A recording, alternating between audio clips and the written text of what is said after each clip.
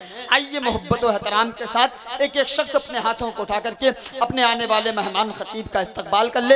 एक मरतबा अल्लाह की किबरियाई और उसके रसूल की रिसालत की गवाही दे दें। बेदारी के साथ हाथों को उठा करके इस्तकबाल कर ले। नारे तकबीर और मोहब्बत के साथ नारे तकबीर, नारे रिसालत, जश्न गौसुल वरा कॉन्फ्रेंस, नारे तकबीर, नारे रिसालत। अल अखिल्लाउ यौमा इज़िन बअदुहुम लिबअदिन अदुव्व इल्लल मुत्तक़ीन। व क़ाल अल्लाहु तबारक व तआला फ़ी मक़ामिन आख़र या अय्युहल इंसान मा गर्रका बिरब्बिकल करीम। आमन्तु बिल्लाहि सदक़ल्लाहुल अज़ीम व सदक़ रसूलुहुन नबियुल अमीनुल करीम व नहनु अला ज़ालिका लमिनश शाहिदीन व शाकिरीन वल्हम्दुलिल्लाहि रब्बिल आलमीन। सरे शाम से लेकर अब तक ये प्रोग्राम अपनी कामयाबी की मंजिल की तरफ रवा दवा है, जिसमें आपने बाहर से आने वाले शोरा को समाअत किया। काफ़ी देर से नातो मनक़बत का दौर चल रहा है और अब आपकी समातें भी जवाब दे चुकी हैं। रात का 1 बज चुका है। बस थोड़ी सी देर मुझे बर्दाश्त कर लें, क्योंकि माहौल देख के तो ऐसा लग रहा है कि मेरी कोई ज़रूरत भी नहीं है यहाँ पर। लेकिन बहरहाल जी, अल्लाह ताला अक्ल सलीम अता फरमाए।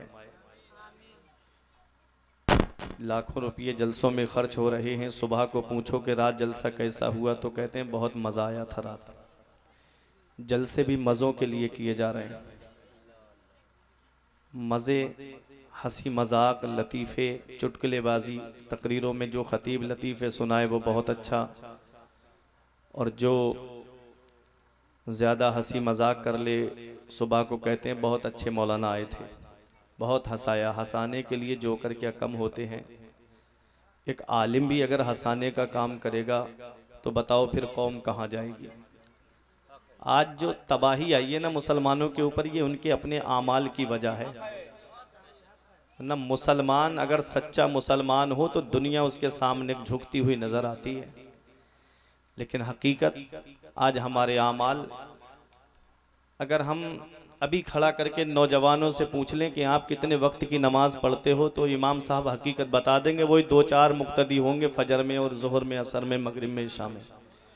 हाल ये है इनका, लेकिन इनसे बड़ा कोई मुसलमान नहीं है। अल्लाह अपना रहम फरमाए, फजल फरमाए। थोड़ी सी देर अगर आप सुन पाएँ तो सुन लीजिएगा, वरना अल्लाह का इतना फजल करम है, सरकार गाजी का इतना करम है कि आपके जैसे लोग लाइन में लगे रहते हैं तारीख के लिए। अल्हम्दुलिल्लाह।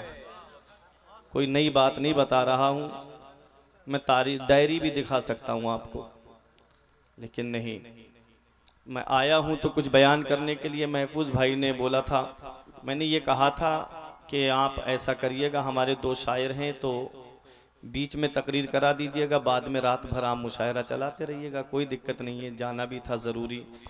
अब इतना वक्त कि अब मैं आपको सुनाऊं, कहाँ से शुरू करूं, कहाँ ख़त्म करूं। रात के 12 बजे के बाद वैसे भी आदमी की समातें जवाब दे जाती हैं।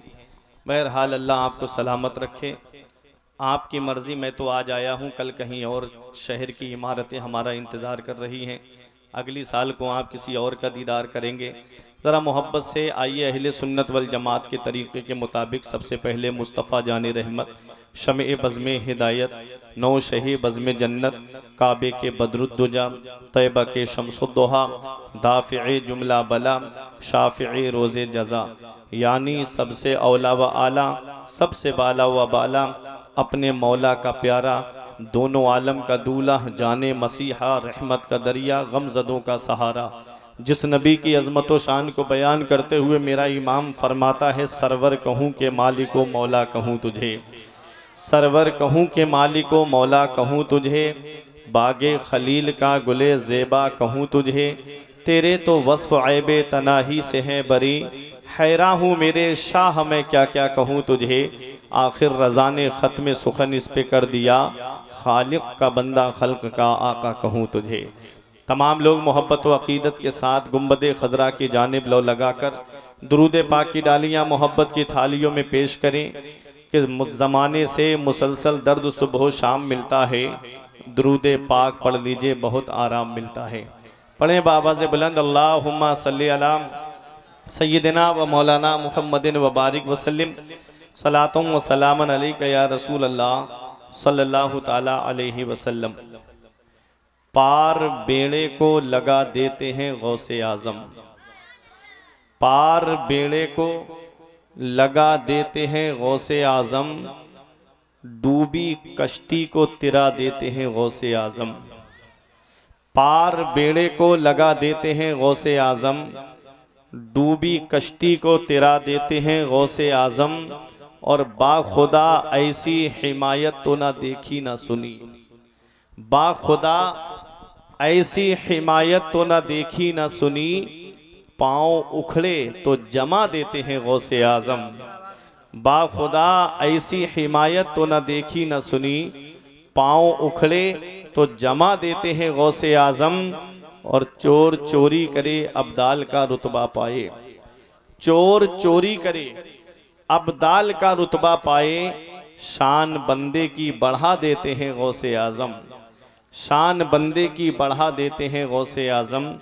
बारगाहे गौसियत में मैं भी खिराज अकीदत पेश करने के लिए आया।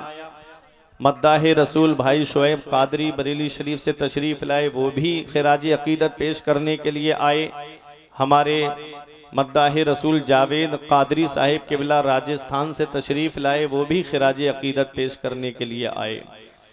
कौन गौसे आज़म है, मुख्तसर से वक्त में आप सुनते हुए चलिएगा, तवज्जो मेरी तरफ दें। जाने वाले पे ये रोना कैसा, बंदा लाचार है क्या होना है ना। जाने वाले पे ये रोना कैसा, बंदा लाचार है क्या होना है। आंखें रो रो के सुजाने वाले, जाने वाले नहीं आने वाले। आप क्या समझते हैं, मैं मनकबत पढ़ नहीं पाता हूँ, नाज़ शरीफ पढ़ नहीं पाता हूँ, क्या सुनाऊँ आपको। मैं सादा वाले माइक पे पढ़ रहा हूँ, सुनेंगे।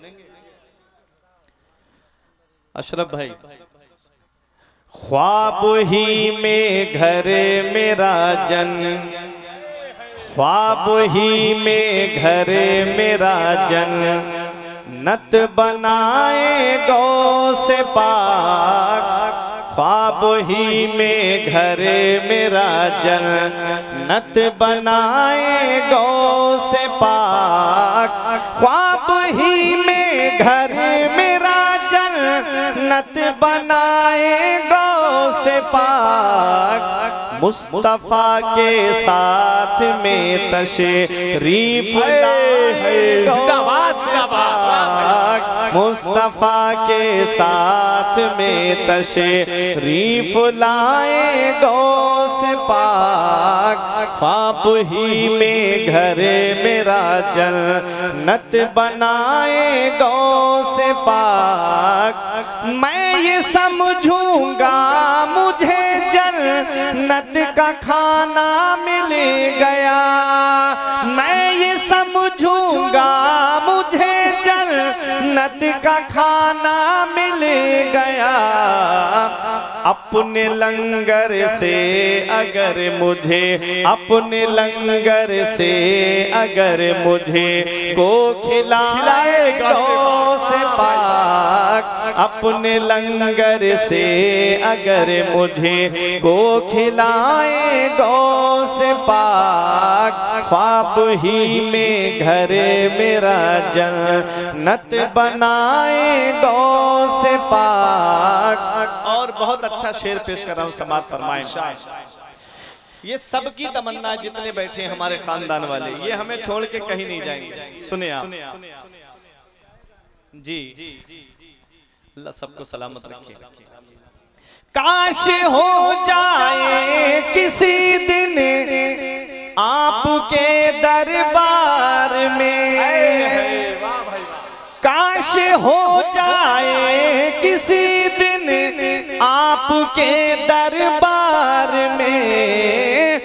आपके दरबार में मैं सुनाऊं मन कबत और मैं सुनाऊं मन कबत और मुस्कुराए गौर तकबीर, मैं सुनाऊं रिसालत, मसलके आला हजरत, उलमाए अहले सुन्नत, नारे तकबीर, नारे रिसालत। वाह भाई, जिंदाबाद जिंदाबाद। अच्छा, माशाल्लाह। अभी हमारे एक भाई बोले ये शेर जरा दोबारा सुना दे।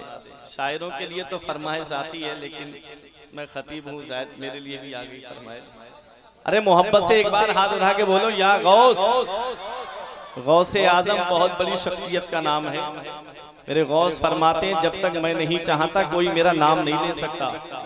आप यहाँ आए नहीं हो, मेरे गौस की मर्जी है तब आप यहाँ पर आकर के बैठे हो, वरना कुछ लोग तो गलियों में घूम रहे हैं, रास्ते में चल रहे हैं, लेकिन आप यहाँ गौसे आजम का जिक्र बैठ के सुन रहे हो। मेरे गौस चाहते हैं तब आप यहाँ पर बैठे हो। काश हो जाए किसी दिन आपके दरबार में, काश हो जाए किसी दिन आपके दरबार में, मैं सुनाऊं मन कबत और मैं सुनाऊं मन कबत और मुस्कुराए गौस पाक, मैं सुनाऊं मन कबत और मुस्कुराए गौस पाक, मुस्तफा के साथ में तशरीफ लाए गौस पाक। और आखिरी शेर सुन लें, फिर उसके बाद मैं अपनी तकरीर शुरू करूंगा। मोहब्बत से बोलेंगे आप इस शेर को सुनने के बाद। सुभान अल्लाह। देखें शेर कितना अच्छा है। क्या ताज्जुब है खुदा कहे दे अगर महशर के दिन, क्या ताज्जुब है खुदा कहे दे अगर महशर के दिन, जिसको भी चाहे जहन्नम, जिसको भी चाहे जहन्नम से बचाए गौस पाक, जिसको भी चाहे जहन्नम से बचाए गौस पाक, मुस्तफा के साथ में तशरीफ लाए गौस पाक, ख्वाब ही में घरे मेरा जन। दुरूद पाक में अल्लाहुम्मा सल्ली अला सय्यिदिना व मौलाना मुहम्मदिन व बारिक वसल्लम अलैहि वसल्लम सल्लल्लाहु तआला अलैहि वसल्लम। मैंने कुरान मुकद्दस की एक आयत करीमा तिलावत करने का शरफ हासिल किया। जैसा बोल रहा था वैसे बोलिए। साउंड आपका बहुत अच्छा है माशाल्लाह। बॉक्स की आवाज बढ़ा के रखें। ठीक, तवज्जो दे मेरी तरफ देखिए। मैंने जिस आयत को आज चुना है वो सुने। अल्लाह कुरान में इरशाद फरमाता है अल अखिल्लाउ यौमा इज़िन बअदुहुम लिबअदिन अदुव्व। मौलवी यार मोहम्मद साहब, अल्लाह फरमाता है कयामत के दिन बाज गहरे से गहरे दोस्त एक दूसरे के दुश्मन बन जाएंगे। कयामत में बाज गहरे से गहरे दोस्त एक दूसरे के दुश्मन बन जाएंगे। कौन दोस्त दुश्मन बनेगा? वो दोस्त जिसकी वजह से दोस्त नमाजें छोड़ देता है, वो दोस्त जिसकी वजह से रोजे छोड़ दिए जाते हैं, वो दोस्त जो शराब की दुकान की तरफ लेकर जाए, वो दोस्त जो जिना के अड्डे की तरफ लेकर जाए, वो दोस्त जो अय्याशियों की तरफ लेकर जाए, ऐसे दोस्त कॉलेज फ्रेंड, कोचिंग फ्रेंड कयामत के दिन गहरे से गहरे दोस्त भी दुश्मन बन जाएंगे। तो जब ये दुश्मन बन जाएंगे तो फिर काम कौन आएगा? अल्लाह फरमाता है इल्लल मुत्तकीन, सिवाय परहेजगारों के, सिवाय मुत्तकियों के। तो दोस्ती किससे करनी है? परहेजगारों से करनी है। दोस्ती किससे करनी है? मुत्तकियों से करनी है। दोस्ती किससे करनी है? अल्लाह के वलियों से करनी है। दोस्ती किससे करनी है? अपने आलिमों और अपने हाफिजों से करनी है। क्यों? क्योंकि इनके पास बैठोगे तो शरीयत की बातें मिलेंगी और दुनिया वालों के पास बैठोगे तो दुनिया की बातें मिलेंगी। अब फैसला तुम्हें करना है कि दुनिया की बातें सुननी है कि शरीयत की बातें सुननी है। कयामत के दिन दिन ये दुनियादारी काम नहीं आएगी, क़यामत के दिन नबी की शरीयत काम आएगी, क़यामत के दिन मदीने वाले मुस्तफ़ा की मोहब्बत काम आएगी। हज़रात कौन काम आएंगे? इल्लल मुत्तकीन, सिवाय परहेजगारों के कोई काम नहीं आएगा। अब मैं आगे बताऊं आपको, जो मुत्तकी होता है, जो परहेजगार होता है, वली की पहचान क्या बताई अल्लाह ने कुरान में? अल्लाह फरमाता है अल्लज़ीना आमनू व कानू यत्तकून, जो ईमान लाए और परहेजगारी इख्तियार करे, जो तकवा इख्तियार करे। अब परहेजगारी कैसी इख्तियार करे? ऐसा नहीं कि लोगों के सामने आए तो बड़ा मुत्तकी बने, बड़ा पारसा बने, और तन्हाई में देखो तो उसके तकवा और तहारत दूर दूर तक उसके अंदर नहीं पाई जाती। ऐसा नहीं, बल्कि अंदर हो तब भी मुत्तकी हो, बाहर हो तब भी मुत्तकी हो, खलबत में हो तब भी परहेजगार हो, जलवत में हो तब भी परहेजगार हो। सरकार गौसे आजम का जिक्र सुनने वालों, आज अगर गौसे आजम की शख्सियत का आपको अंदाजा लगाना है तो उससे पहले गौस पाक के बैकग्राउंड को आप देखिएगा। गौसे आजम के वालिद की शान क्या है, उनके नाना की शान क्या है, उनकी वालिदा की शान क्या है, उनकी फूफी की शान क्या है। गौसे आजम के वालिद भी अल्लाह के वली हैं, गौसे आजम के नाना भी अल्लाह के वली हैं, गौसे आजम की वालिदा भी अल्लाह की वलिया हैं, गौसे आजम की फूफी भी अल्लाह की वलिया हैं। ऐसे वलियों के गुलशन में जो फूल खिला है, जो वलियों के सरदार बन के तशरीफ लाए हैं, उसी को दुनिया गौसे आजम के नाम से जानती है, उसी को दुनिया कुतुब रब्बानी के नाम से जानती है। कौन गौसे आजम है? आओ आपके पहले वालिद की शान आप सुनिएगा। जवान तुम्हारे यहाँ पर भी है, जवान हमारे यहाँ पर भी है, लेकिन आज हमारी रातें बिस्तरों पे सो करके गुजर रही हैं। नमाज एक वक्त की हम नहीं पढ़ते, लेकिन दावा है कि हम जन्नत में जाएंगे। हराम माल खाया जा रहा है, हराम लुकमे खाए जा रहे हैं, जुबान से झूठ बोला जा रहा है, और सीना तान के कहते हैं कि ये नेकी हमें जन्नत में लेकर जाएगी, या वो नेकी लेकर हमें जन्नत में जाएगी। आओ जरा गौसे आजम के वालिद को आप देखो, दरिया का किनारा है, एक नौजवान लेटा हुआ है, भूख ने निढाल कर दिया है, भूख ने बेचैन कर दिया है। ऐ लोगों, दरिया के किनारे बैठे कि कोई मुबाह चीज मिल जाएगी, उसे उठा करके खा लूंगा। दरिया में अचानक सेब बहता हुआ नजर आया, सेब उठाया, एक लुकमा खाया था कि अंदर से तकवे ने झंझोल के रख दिया, परहेजगारी ने झंझोल के रख दिया। ए अबू स्वाले, ये तुमने क्या कर दिया? ये तुमने सेब खाया है, ये किसी बाग का होगा और बाग का कोई मालिक होगा, तुमने बगैर मालिक की मर्जी के,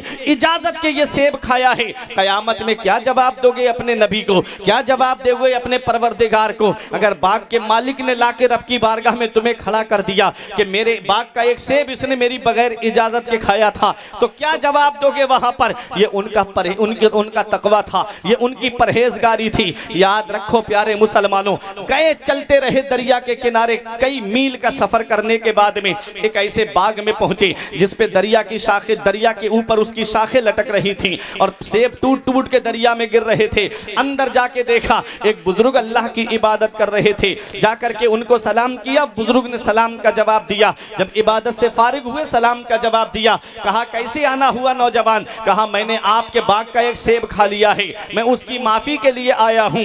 ऐ लोगों, जरा अपने दिल पे हाथ रख करके सोचो, कितने मील का सफर करके गौसे आजम के वालिद गए हैं, कहते हैं मैंने आपके बाग का एक सेब खा लिया है, क्या उसकी माफी मुझे मिल सकती है? बुजुर्ग पूछते हैं कहां से आ रहे हो? कहा इतने मील का सफर करके आ रहा हूं। बुजुर्ग ने सर से लेके पैर तक देखा। वलीरा वली मी शनासद, वली को वली पहचानता है, जैसे चोर को चोर पहचान लेता है, जुआरी को जुआरी पहचान लेता है, ऐसे ही वली को वली पहचान लेता है। समझ गए कि आने वाला ये कोई मामूली शख्सियत नहीं है, आने वाला भी दरिया है और मैं भी दरिया हूं, और दरिया दरिया से मिल जाएगा तो समंदर बन जाएगा। नारे तकबीर, इसलिए नारे रिसालत, मसलके आला हजरत, उलमाए अहले सुन्नत, इसलिए सोचा तकबीर कि नारे नौजवान को, इसलिए सोचा क्यों ना नौजवान को अपने पास रख लिया जाए। हम माफ़ कर देंगे, लेकिन दो शर्तें हैं हमारी, मुख्तसर बताता चल रहा हूँ, तफसील में नहीं जाऊँगा मैं। कहा दो शर्तें हैं मेरी। कहा पहली शर्त ये है कि तुमको मेरे बाग की रखवाली करनी पड़ेगी। कहा बाग की रखवाली के बाद तो माफ़ कर दोगे? कहा नहीं, दूसरी शर्त भी आपको मेरी माननी पड़ेगी, तब माफ़ करूँगा। और पहली शर्त जब पूरी होगी तब दूसरी शर्त मैं तुम्हें बताऊँगा। इसमें भी एक राज था, पास में रखने का भी एक राज था। वजह क्या थी? वजह ये थी कि आने वाले नौजवान के ज़रा शब रोज़ भी तो देख लूँ कि कैसा है? कहीं ऐसा तो नहीं है कि सिर्फ मुझे परहेजगार लग रहा हो, रात में जो है इसकी खलबतें परहेजगार ना हो? लेकिन ऐसा नहीं है। उन्होंने क्या देखा कि नौजवान ऐसा तकवा और तहारत का खूगर था, अल्लाह अकबर। एक कई साल बाग की रखवाली की, अलग अलग रिवायतें मिली, 10 साल तक करीब रखवाली की बाग की। एक दिन मेहमान आ गए हजरत अब्दुल्ला सौमई के बाग के अंदर के हमें कुछ फल खिला दो। तो गौसे आजम के वालिद से कहा गया कि फल तोड़ के लाओ। जब वो फल तोड़ के लाए तो मेहमान जो भी फल खाएं, कोई खट्टा निकल जाए, कोई फीका निकल जाए, कोई कड़वा निकल जाए। मेहमान बोले कैसा नौकर तुमने बाग में रखा है, इसे अभी तक ये पता नहीं चला कि कौन से पेड़ पे मीठे फल आते हैं, कौन से पे फीके फल आते हैं, कौन से पे खट्टे फल आते हैं। आज अगर आदमी को आम के बाग की रखवाली के लिए रख लो ना, तो 2 महीने अगर बाग में रह जाए तो अलग अलग पेड़ बता देगा कि इस पे मीठा आता है, इस पे खट्टा आता है, इस पे लंगड़ा आता है, इस पे दशहरी आता है, सब बता देगा। ये गौसे आजम के वालिद हैं। पूछा कि आप को अभी तक ये पता नहीं चला कि कौन से पेड़ पे मीठा फल आता है? तकवा देखो गौसे आजम के वालिद का। कहते हैं पता उसे चलता है जो खा के देखता है।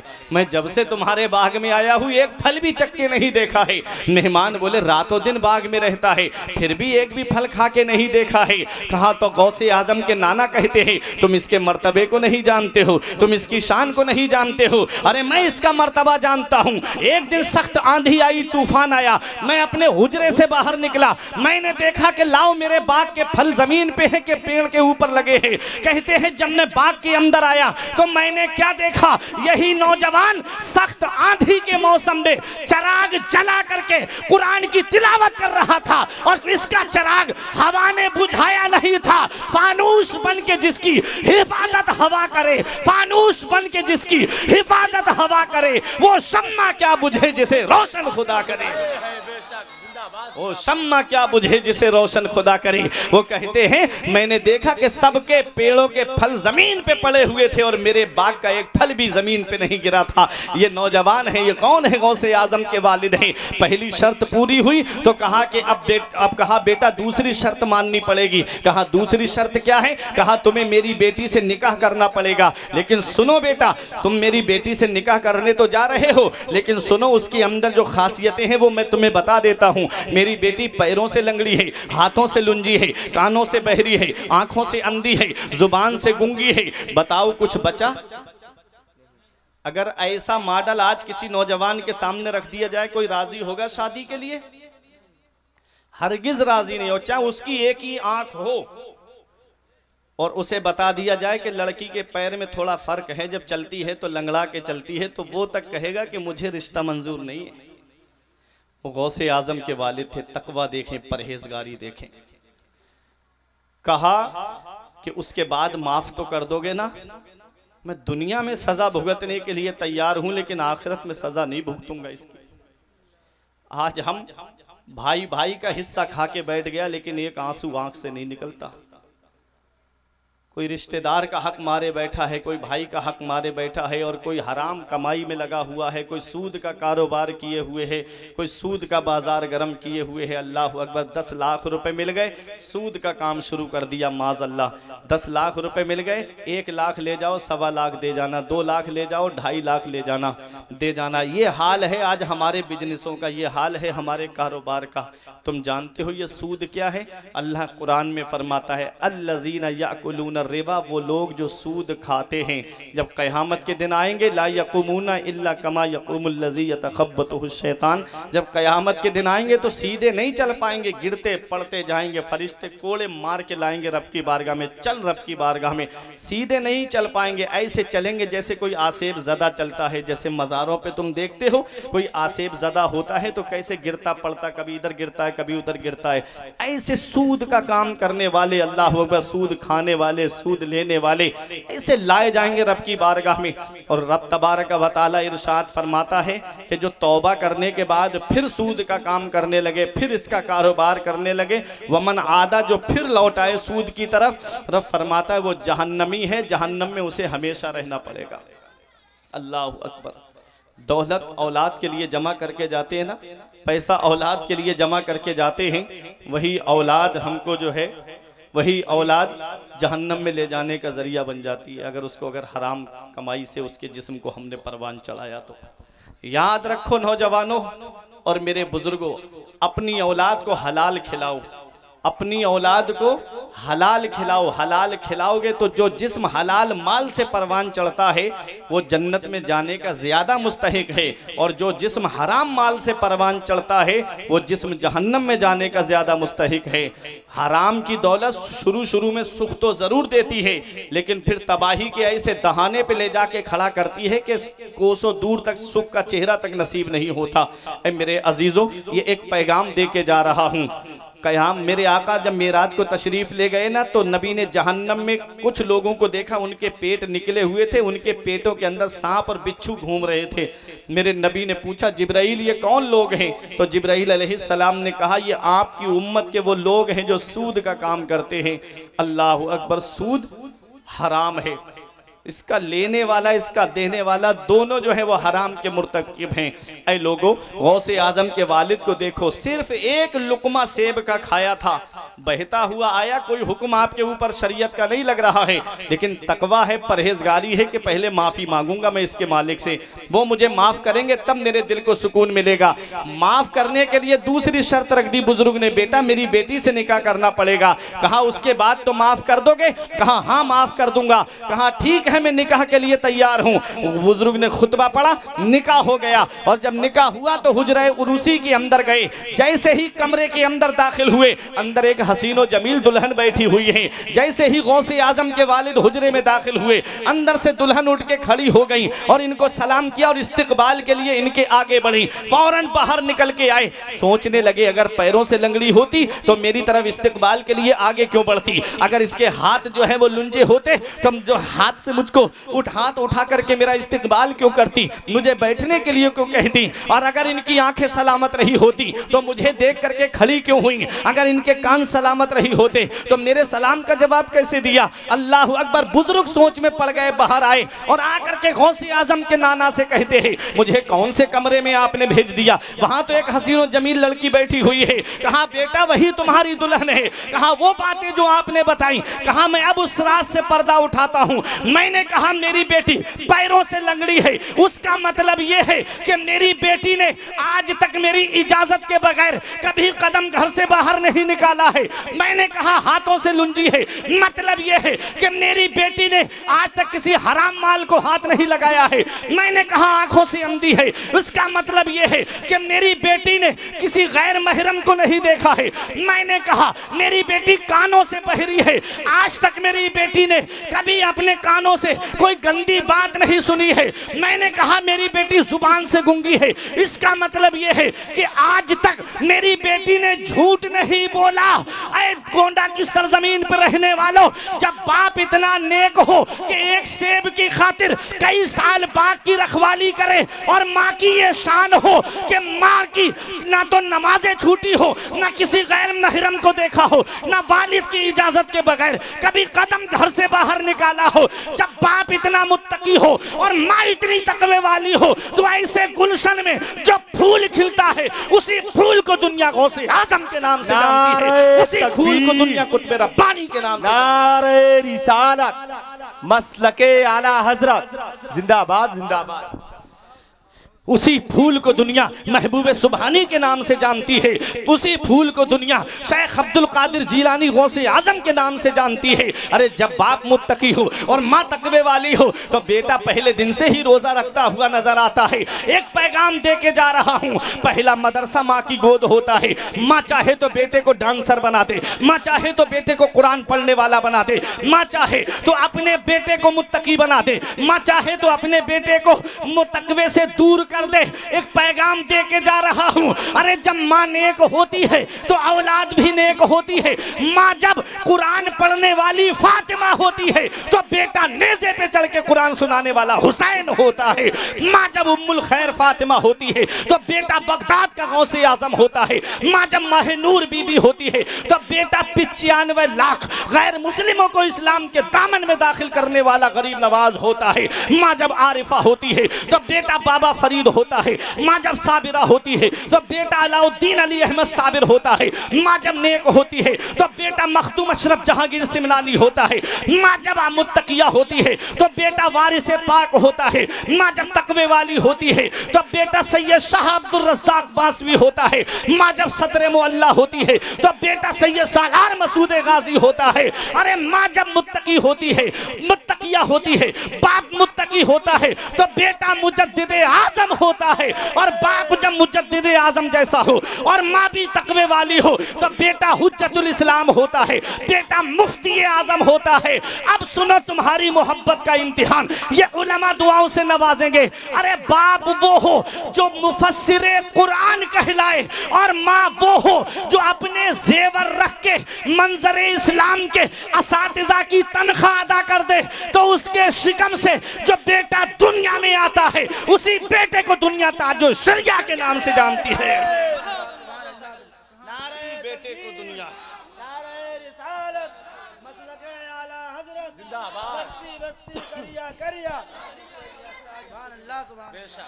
जब बाप नेक हो और माँ मुत्तकिया हो तो बेटे भी परहेजगार होते हैं। और जब माँ खुद डांस करती हो तो बच्चे टिकटॉक पे नहीं नाचेंगे तो कहाँ नाचेंगे।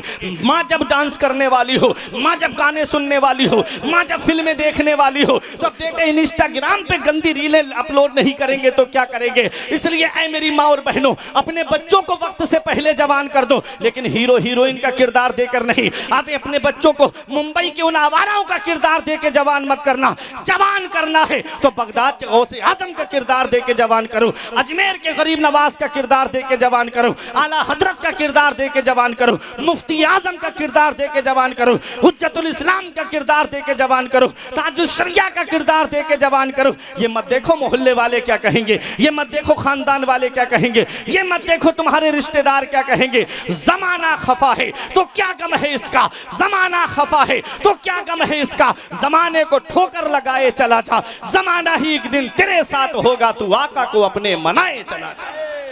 जिंदाबाद जिंदाबाद। हमें अपने नबी को राजी करना है, हमें अपने रसूल को राजी करना है। कौन गौसे आजम है? 18 साल तक कस्बा जीलान के कुर्बो जवार में तालीम हासिल की। 18 साल के जब हुए ना गौसे आजम तो आपकी माँ की उम्र पता है कितनी थी? 78 साल। 60 साल की माँ की उम्र थी तब गौसे आजम पैदा हुए थे। जब 60 साल उम्र हो जाती है ना तो आदमी औलाद की तरफ से मायूस हो जाता है कि अब इस उम्र में औलाद नहीं होगी। वो अल्लाह है, वो वीराने में फूल खिला देता है। वो अल्लाह है जो पहाड़ों में दरख्त उगा देता है। वो अल्लाह है यखलुकु मा यशा यहबु लिमन यशाउ इनासों व यहबु लिमन यशाउ ज़ुकूर। वो अल्लाह है जो चाहता है वो पैदा फरमाता है, जिसे चाहता है उसे बेटियां अता फरमाता है, जिसे चाहता है उसे बेटे अता फरमाता है। और युज़व्विजुहुम ज़ुकरान व इनासा, और अल्लाह जिसे चाहता है उसे बेटे और बेटियां दोनों अता फरमाता है। व यजअलु मन यशाउ अकीमा, और अल्लाह जिसे चाहता है उसे बांझ बना देता है। सब अल्लाह के दस्ते कुदरत में है। वो राज़िक है, ग़िज़ा कीड़ों को देता है वो पत्थर में। भटकता फिरता है इंसान क्यों रोज़ी के चक्कर में, उड़ाने भर हवाओं में या लगा गोते समंदर में, मिलेगा बस वही जितना के लिखा है मुकद्दर में। आज अगर शादी के 1-2 साल के बाद में अगर कोई बच्चे की खुशखबरी सुनाई ना देना तो सास ताना देना शुरू कर देती है। उस बेचारी औरत की जिंदगी दुश्वार कर दी जाती है। बंदे के इख्तियार में नहीं है, अल्लाह देता है तब होता है। अल्लाह चाहे तो वीराने में फूल खिला दे। उस रब की रजा में राजी रहो ना। मस्जिद में आओ, आंसू बहाओ, वो रब देगा तब तुम्हारे घर में खुशियां गूंजेगी। ताना देने से कुछ नहीं होता। गौसे आजम की वालदा की उम्र 60 साल की है तब गौसे आजम पैदा हुए।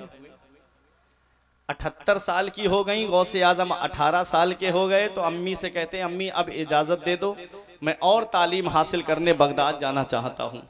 वो माँ जो बुढ़ापे की दहलीज पर है, वो माँ जिसे औलाद के सहारे की ज़रूरत है। बुढ़ापे में माँ बाप को कितनी सपोर्ट की ज़रूरत होती है औलाद के। वो ये नहीं कहते कि मेरा हाथ पकड़ करके चले मेरी औलाद, वो चाहते हैं कि जब मैं बुढ़ापे में पहुँचूँ तो मेरा बेटा मुझसे 4 मोहब्बत की बातें करे। वो चाहते हैं कि मेरी औलाद मेरे पास बैठ करके मेरी खैरियत पूछे। वो चाहते हैं कि जब मैं बुढ़ापे में हूँ ना तो मेरी औलाद मेरे पास बैठ करके 4 मोहब्बत की बातें कर ले।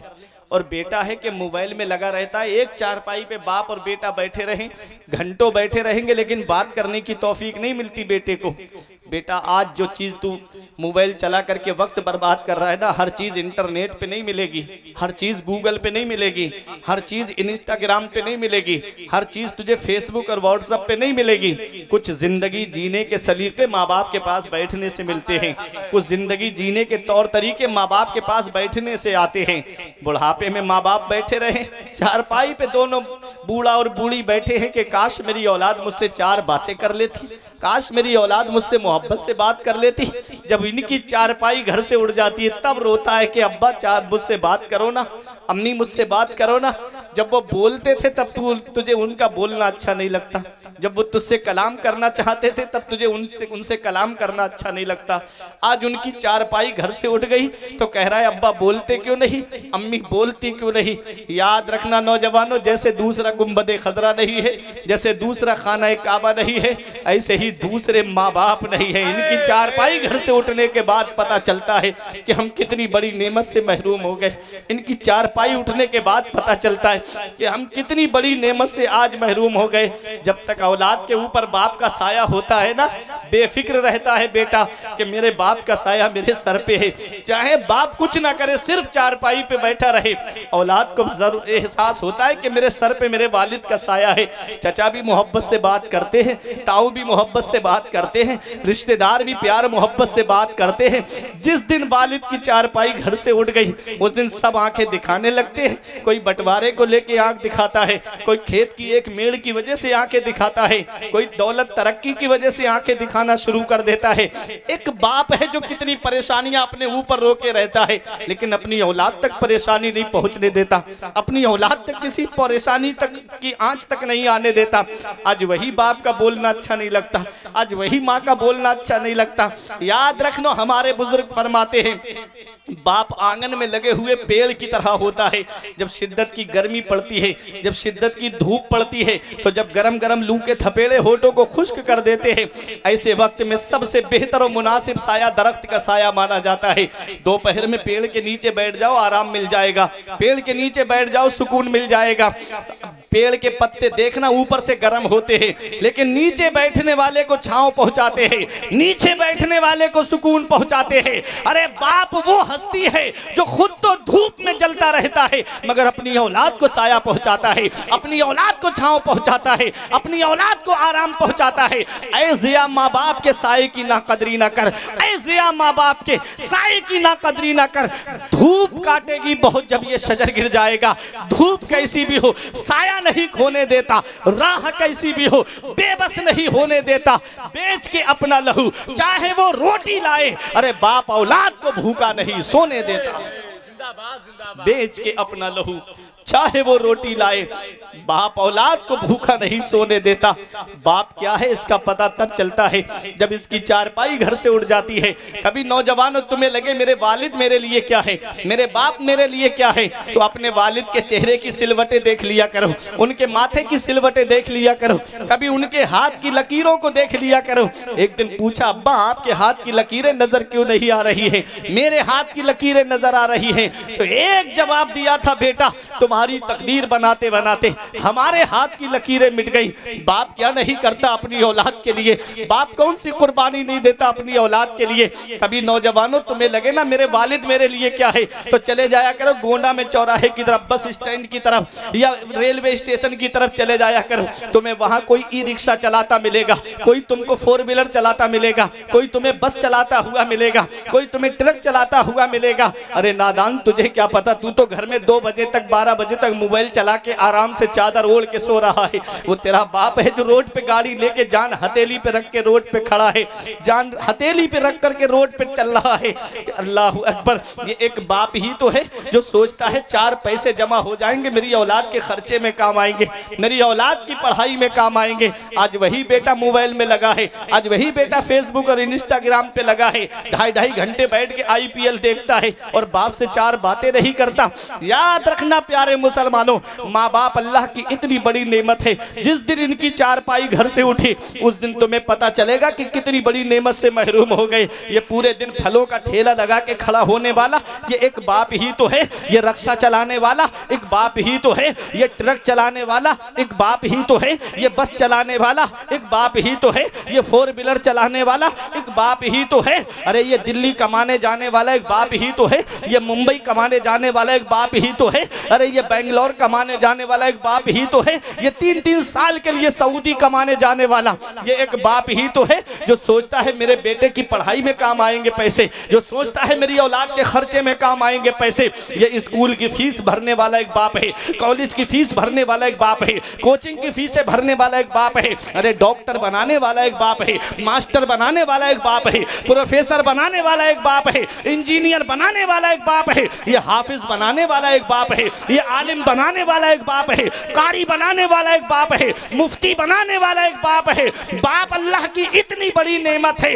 नबी इरशाद फरमाते हैं जो सुबह को माँ बाप का चेहरा मोहब्बत से देख ले अल्लाह जन्नत के 2 दरवाजे खोल देता है, और अगर एक इनका इंतकाल हो गया है तो जो मौजूद है उसका चेहरा मोहब्बत से देख ले तो अल्लाह जन्नत का एक दरवाजा खोल देता है। नारे तकबीर, नारे रिसालत, अज़मत वालिदैन, अज़मत वालिदैन, मुफ्ती फरकान मंजरी साहब क़िबला जिंदाबाद जिंदाबाद।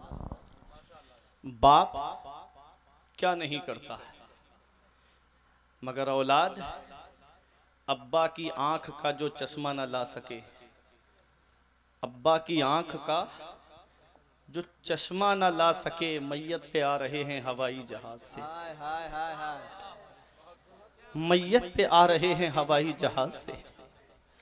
बाप एक एक पैसे के लिए घर में दुखी बैठा है, परेशान है, और बेटा है कि दार्जिलिंग की सैर कर रहा है, कोई नैनीताल की सैर कर रहा है, कोई मुंबई में घूम रहा है, कोई दिल्ली में घूम रहा है, कोई अजमेर की बड़ी डेग में पैसे डाल के आ रहा है, इधर माँ बाप दवाई के लिए परेशान।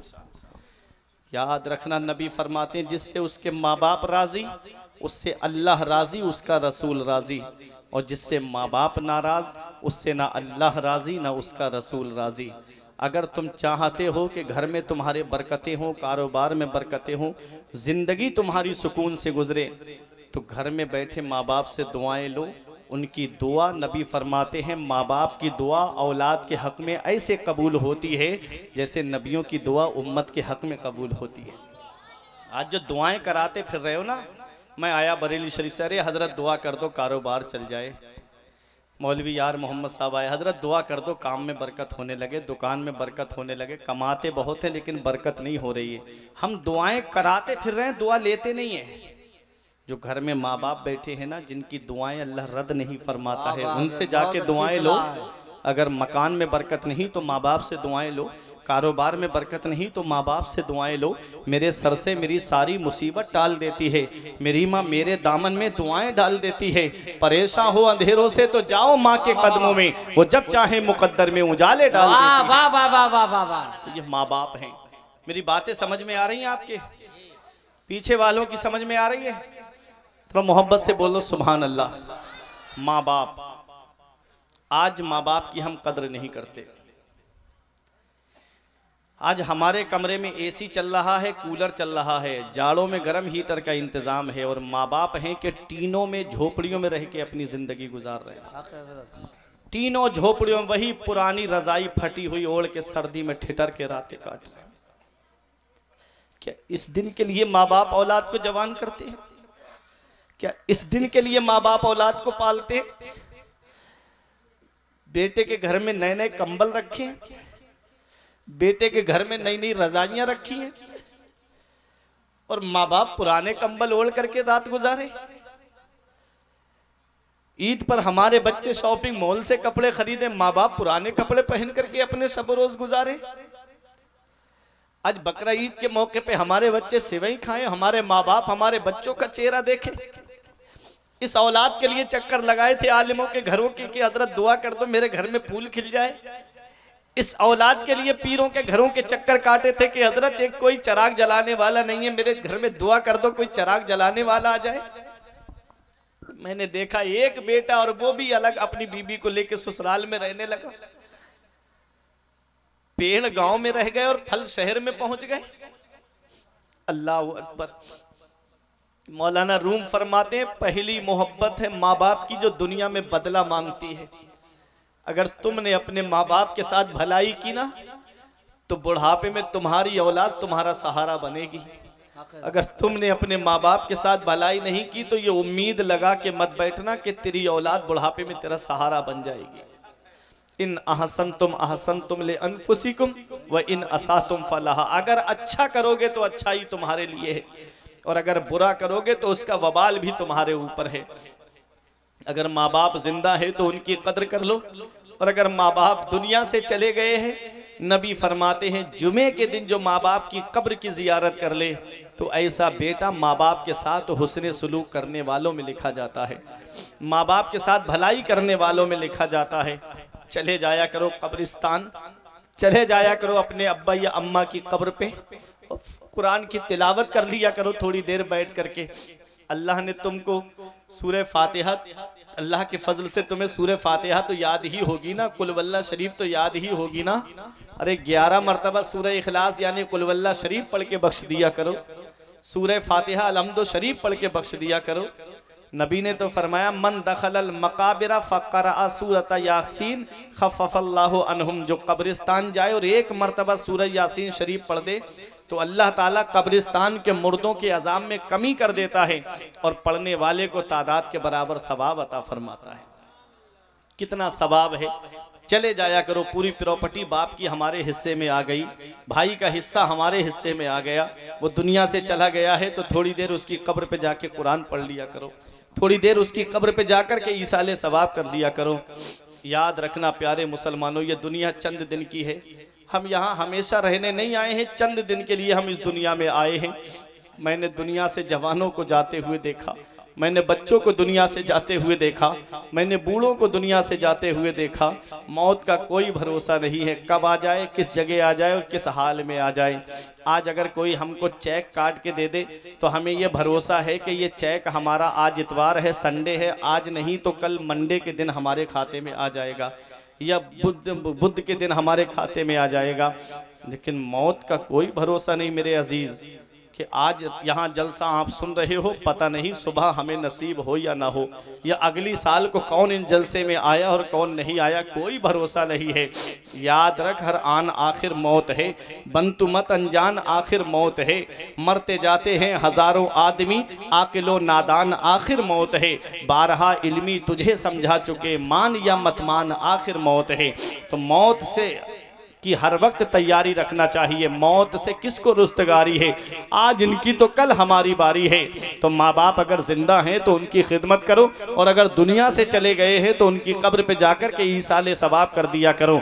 ऐसा बेटा माँ बाप के साथ भलाई करने वालों में लिखा जाता है। बाप क्या है इसका पता हमें तब चलता है जब हम खुद बाप बनते हैं। जब खुद की औलाद होती है ना तब पता चलता है कि बाप क्या होता है।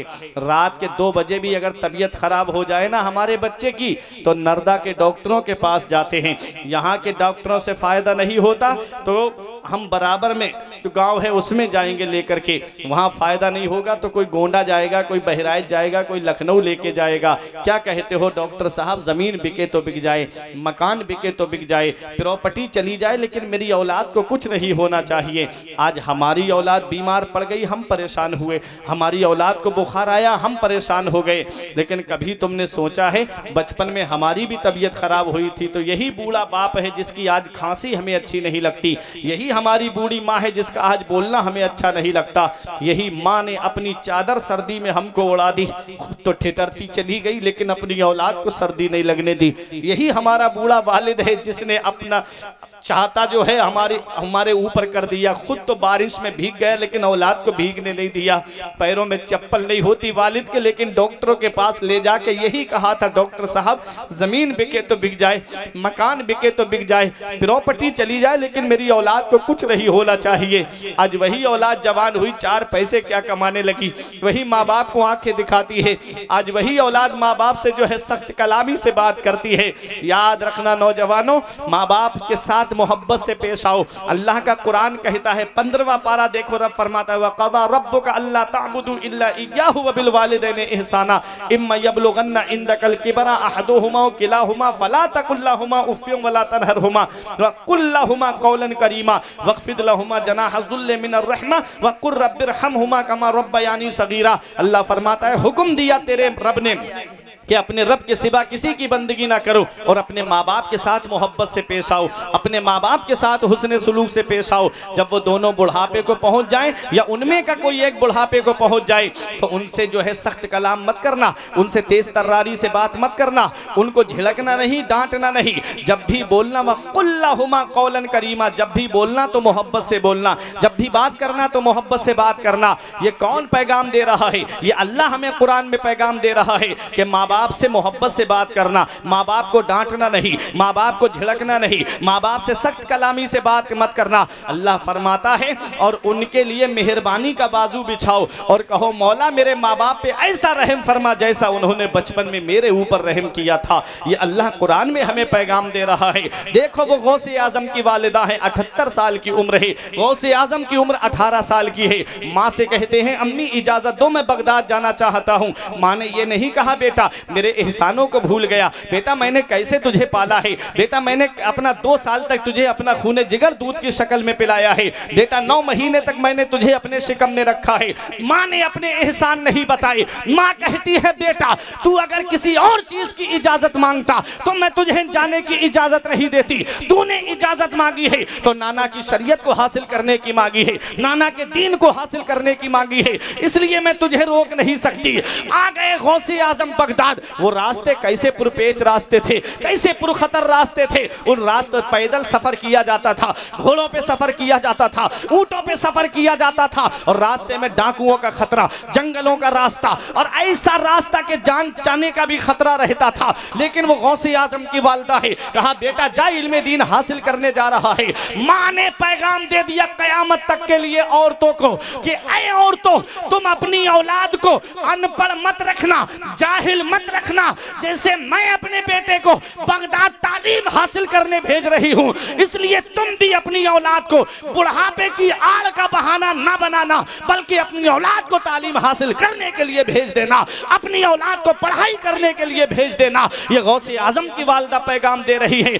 आए थे गौसे आजम, बगदाद में तालीम हासिल की, गौसे आजम मदरसा पढ़े। आज हम करामतें तो सुनते हैं, गौसे आजम ने मुर्दे को ठोकर मारी, मुर्दा उठ के खड़ा हो गया। गौसे आजम ने मुर्ग तनाबुल किया, हड्डियां बची, हाथ फेरा, कहा उठ जा अल्लाह के हुक्म से, तो मुर्गा उठ के खड़ा हो गया। आज हम करामतें सुनते हैं गौसे आजम की, लेकिन दौरान तालिबे इल्मी कितनी परेशानियां उठाई गौसे आजम ने। ये तलबा बैठे हुए हैं, ये बखूबी जानते हैं। आज तो मदरसों में अच्छे खानों का इंतजाम है, आज तो घरों पे बच्चों के खाने लग जाते हैं, आज तो मतबख का अच्छा इंतजाम है मदरसों के अंदर। मगर वह मेरे गौसे आजम कितनी परेशानियां उठाई आपने इल्म हासिल करने में। फरमाते गौस कई कई दिन तक मुझे फाके से रहना पड़ता, एक दिन भूख ने मुझे निडाल कर दिया तो मैं कर्क के खंडरात की तरफ चला गया कि कोई मुबाह चीज मिल जाएगी उठा के खा लूंगा, ताकि वो चीज खाने के बाद मेरे पेट की भूख मिट जाए। मगर ऐ नर्दा के जिंदा दिल मुसलमानों, गौसे आजम जब पहुंचे तो वहां 40 फकीर और भूख भूख चिल्ला रहे थे।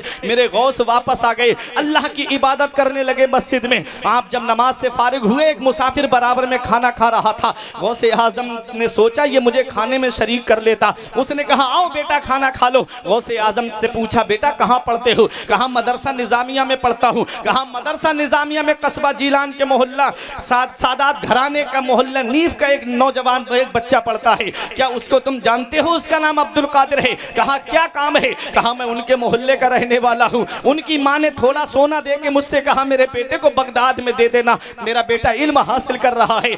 मैं कई दिन से उसे ढूंढ रहा हूँ लेकिन वो बच्चा मुझे नहीं मिला। अल्लाह अकबर। गौसे आजम से कहता है बेटा तुम्हारा नाम क्या है? मेरे गौस फरमाते हैं जिस अब्दुल कादिर को तुम तलाश कर रहे हो वो गौसे आजम नहीं तो हूँ, वो अब्दुल कादिर मैं ही तो हूँ। वो हाथ जोड़ के कहता है बेटा माफ कर देना, मैंने तुम्हारा सोना बेच दिया है। फरमाया कोई बात नहीं। इसे गौसे आजम की शान देखो, सोना अपने पास नहीं रखा, खाने पीने का सामान खरीद के उन फकीरों को दे दिया जो भूख भूख चिल्ला रहे थे। दौरान तालिबे इल्मी कई कई दिन के फाके किए, अल्लाह ने वो मकाम अता फरमाया गौसे आजम को, वो शान अता फरमाई गौसे आजम को, वो रुतबा अता फरमाया गौसे आजम को कि गौसे आजम ने एक दिन ये कसम खाई, तब तक नहीं खाऊंगा जब तक अल्लाह अपने दस्ते कुदरत से नहीं खिलाएगा। परवरदिगार आलम की बारगाह से इल्हाम होता है, ए अब्दुल कादिर जिलानी खा ले तुझे मेरी कसम, ए अब्दुल कादिर जिलानी पी ले तुझे मेरी कसम। आला हजरत की नजर पड़ी, बरेली से पुकार के कहते हैं कसमें दे दे के खिलाता है पिलाता है तुझे, कसमें दे दे के खिलाता है पिलाता है तुझे। प्यारा अल्लाह तेरा, चाहने वाला तेरा, वाह क्या मर्तबा, ऐ गौस है बाला तेरा, ऊंचे ऊंचों के सरों से कदम आला तेरा। नारे तकबीर, नारे रिसालत, फैजान गौसे आजम, नारे तकबीर। वो है गौसे आजम। इशारा आ गया, बोलना तो बहुत कुछ था लेकिन वक्त इजाजत नहीं देता। 2 बजे सलाम होना है ना, उसी हिसाब से नात खानी करा लेते। नहीं, अब आइंदा हम भी गलती ऐसी नहीं करेंगे आने की, अल्लाह ने चाहा था। गौसे आजम कौन गौसे आजम है? एक करामत सुन लो, गौसे आजम की तकरीर खत्म।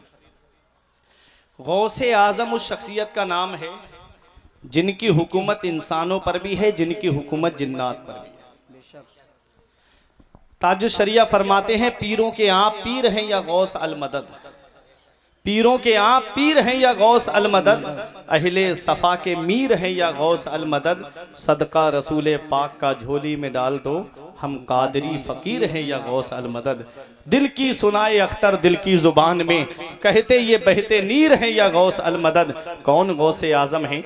एक दिन अपनी खानका में बैठे थे, अचानक से एक मुरीद आया रोता हुआ। सरकार गौसे आज़म किसी का रोना नहीं देखते थे, आपने रोते हुए देखा तो तड़प गए, क्या बात मेरे मुरीद रोता क्यों है, क्या बात क्या परेशानी है? मुरीद ने कहा हुजूर सबके सामने नहीं कह सकता। आपने कहा सबसे बाहर चले जाएं। सब बाहर चले गए, खानका में सरकार गौसे आज़म हैं। सरकार गौसे आज़म फरमाते हैं बता क्या बात है? उसने कहा हुजूर मेरी बेटी जिसका नाम फ़ातिमा है, जवान है हुजूर, मेरे घर में मेरी बेटी पैदा हुई, बड़ी हसीन व जमील बेटी थी और मैंने बहुत देखभाल के साथ उसकी परवरिश की। मेरी बेटी ने कभी घर से बाहर कदम नहीं निकाला, बड़ी नेक परहेजगार पारसा मेरी बेटी है हुजूर। कहा फिर? कहा हुजूर आज मेरी बेटी मकान की छत पे चढ़ी, अचानक से गायब हो गई है। सरकार मेरे घर की 4 दीवारी भी इतनी ऊंची है कि मेरी बेटी कूद के भी कहीं नहीं जा सकती। सरकार मैंने अपना शक मिटाने के लिए पास पड़ोस में बहाने से जाकर के अपनी बेटी का पता लगाया, लेकिन मेरी बेटी पता नहीं चली। सरकार आप मेरे ऊपर करम करें, मैं आपका मुरीद हूँ, आप मेरे पीर हैं। हुजूर अगर मेरी बेटी के बारे में मेरे मोहल्ले में पता चल गया तो मैं मुआशरे में मुंह दिखाने के लायक नहीं रहूँगा। ये उस दौर की बात है मेरे प्यारे मुसलमानों, जिस दौर में बेटियां गायब नहीं होती थीं। ये उस दौर की बात है जिस दौर में बेटियां कहीं किसी के साथ नहीं जाती थीं। आज आए दिन अखबार उठा करके देखो, आज कोई सा अखबार ऐसा नहीं होता जिसमें ये खबर ना आती हो कि फला इलाके में ऐसा कांड हो गया या फला जगह ऐसा मामला हो गया। अल्लाह अकबर। सरकार गौसे आजम ने फरमाया परेशान मत हो। क्यों परेशान होता है? ऐसा कर के खंडरात में चला जा और वहां जा कर के बिस्मिल्लाह बिनियत अब्दुल कादिर कह के तू एक गोल दायरा खींच लेना। तवज्जो मेरी तरफ दे, कोई ऐसी बात नहीं, तवज्जो मेरी तरफ दीजिएगा। मैं बात खत्म करने जा रहा हूँ। सरकार गौसे आजम की शान देखे, अभी वक्त है, अभी कोई मामला नहीं, मेरी तरफ देखें, अभी 2 बजने में भी 7 मिनट है, मैं बात अपनी पूरी कर लूंगा इंशाल्लाह। सुने सरकार गौसे आजम फरमाते तुझे तेरी बेटी मिलेगी, जिंदा मिलेगी, सलामत मिलेगी और बाइज्जत मिलेगी। तू करके खंडरात में चला जाना, वहां पर जिन्नात के गुजरने की जगह है, लेकिन डरना नहीं। बिस्मिल्लाह बिनियत अब्दुल कादिर पढ़ के गोल दायरा खींचना और बैठ जाना। जिन्नात आएंगे, तेरा कोई कुछ नहीं कर पाएगा। सुबह को जिन्नात का सरदार जब तेरे पास आए और तुझसे पूछे यहाँ क्यों बैठा है, तब मेरे बारे में बता देना कि मैं बैठा नहीं हूँ, मुझे गौसे आजम ने बिठाया है, मुझे अब्दुल कादिर जिलानी ने बिठाया है। वो गया और जा करके देखा रात में जिन्नात गुजर रहे हैं।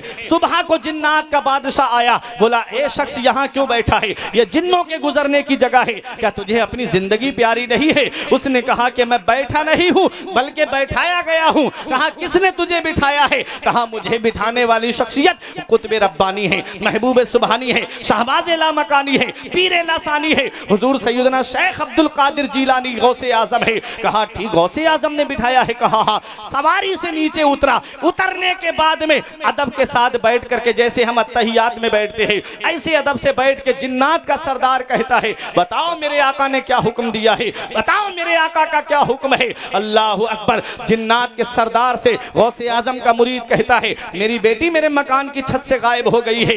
गौसे आजम का हुक्म है बेटी चाहिए, जिंदा चाहिए, सलामत चाहिए, बाइज्जत चाहिए। जिन्नात के सरदार ने जिन्नात की तरफ देखा, डर गए, सहम गए, बोले हमारी ये मजाल नहीं कि गौसे आजम के मुरीद की बेटी पे गलत नजर डाले, हमारी ये हिम्मत कहा कि गौसे आजम के मुरीद की बेटी पे गलत नजर रखे। अल्लाह अकबर। तो कहा जिन्नात के सरदार ने जाओ ढूंढो और तलाश करो, अगर ये काम जिन्नात का नहीं होता तो गौसे आजम मेरे सुपुर्द नहीं करते, जाओ ढूंढो और ये काम तुम्हें करके देना है। अल्लाह अकबर। तलाश करने के लिए जिन्नात चले गए। कहा समंदर की तह में चले जाओ, पहाड़ों की खो में चले जाओ, ढूंढो।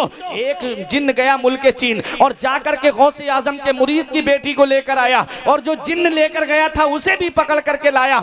जिन्नात के सरदार ने कहा तेरी हिम्मत कैसे हुई, तूने गौसे आजम के मुरीद की बेटी पे गलत नजर डाली? तो सुनो जिन्नात का सरदार से वो जिन्न क्या कहता है कि मैं जब उड़ के जा रहा था इस तरह से, ये अपने मकान की छत पे चढ़ी, इसके सर पे दुपट्टा नहीं था, इसके सर पे चादर नहीं थी, जब ये बरहिना सर खड़ी थी मैं गुजर के जा रहा था इसलिए मैं इसको उठा करके ले गया। ऐ मेरी माँ और बहनों एक पैगाम लेकर के जाओ, आज जश्न गौसुल वरह कॉन्फ्रेंस में आई हो, अल्लाह ने कुरान में फरमाया है या माशरल जिन्न कद इस्तक्सरतुम मिनल इंस, ऐ जिन्नात के गिरोह तुम इंसानों से ज्यादा हो। जिन्नात की तादाद इंसानों से ज्यादा है। कौन से घर में जिन्न हो कोई पता नहीं, कौन सी गली में जिन्न हो कोई पता नहीं, कौन से इलाके में जिन्न हो कोई पता नहीं, किस जगह पे जिन्न हो कोई पता नहीं। आज वो मेरी माँ और बहनें जरा सोचे, ये गौसे आजम के दौर की बात है जिस दौर में औरतें मेकअप करके नहीं निकलती थी, जिस दौर में औरतें बरहिना सर नहीं निकलती थी, जिस दौर में औरतें जो है बेपर्दा नहीं निकला करती थी बल्कि पर्दे के साथ में निकला करती थी। और जरा आज का माहौल देखो आप, जब शादी ब्याह के मौके पे जाओ आधी आधी आस्तीन के कपड़े, सर पे दुपट्टा भी नहीं है, फिर भी गलियों में घूमती हुई नजर आ रही है। न तो बाप को गैरत आ रही है न भाई को गैरत आ रही है। अल्लाह अकबर। याद रखो एक पैगाम लेकर के जाओ इस जलसे से कि ऐ मेरी माँ और बहनों अगर तुम बेपर्दा रहोगी तो मुंबई की वो आवारा तुमसे खुश होंगी, और अगर तुम पर्दे के साथ रहोगी तो फातिमा तो ज़हरा तुमसे खुश होंगी, हजरत ज़ैनब तुमसे खुश होंगी, हजरत सकीना तुमसे खुश होंगी। अब तुम्हें इख्तियार है कि हजरत ज़ैनब को खुश करना है, हजरत फातिमा को खुश करना है, हजरत सकीना को खुश करना है, या मुंबई की उन आवाराओं को खुश करना है। वो है सरकार गौसे आजम। जिन्नात पर भी जिनकी हुकूमत, इंसानों पर भी जिनकी हुकूमत। ताज शरिया फरमाते हैं पीरों के आप पीर हैं या गौस अलमदद, अहले सफ़ा के मीर हैं या गौस अलमदद। सदका रसूल पाक का झोली में डाल दो, हम कादरी फ़कीर हैं या गौस अलमदद। अस्सलाम। या नबी सलाम अलैका, या रसूल सलाम अलैका, या हबीब सलाम अलैका, सलावतुल्लाह अलैका। आपका तशरीफ लाना वक्त भी कितना सुहाना, जगमगा उठा ज़माना, होरे गाती थी तराना। या हबीबी या रसूल अल्लाह या नबी सलाम।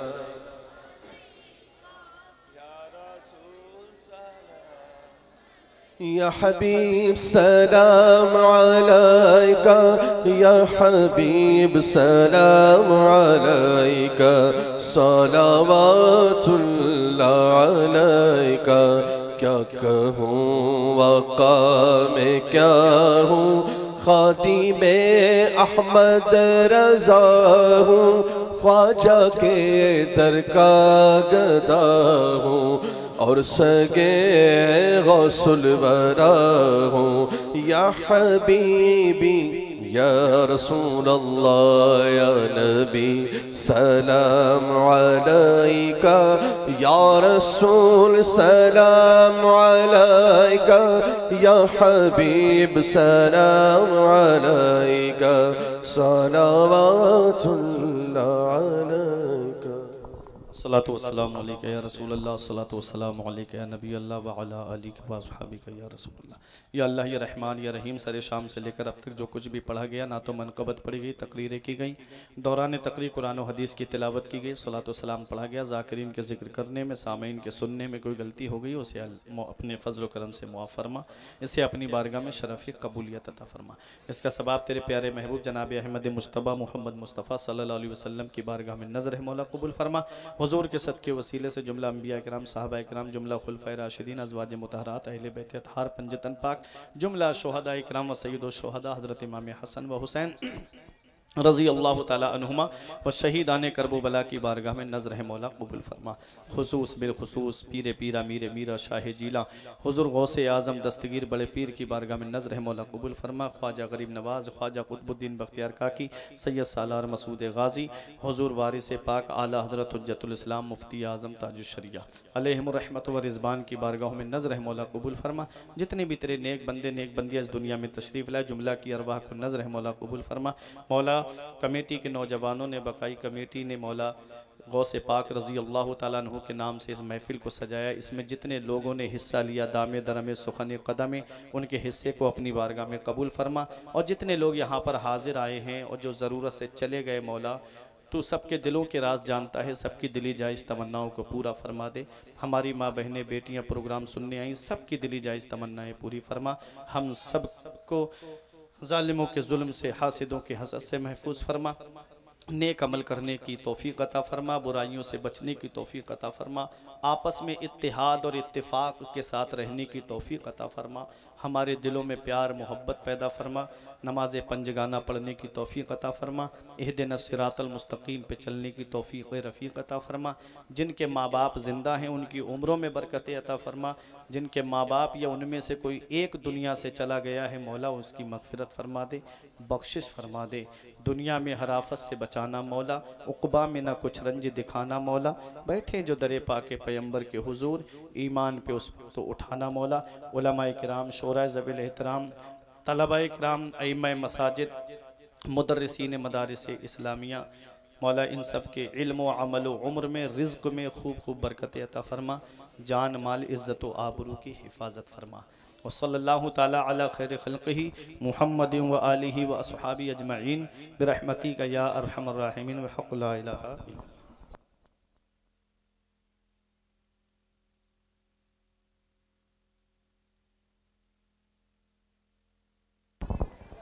आप लोग अपनी जगह पे बैठ जाएं।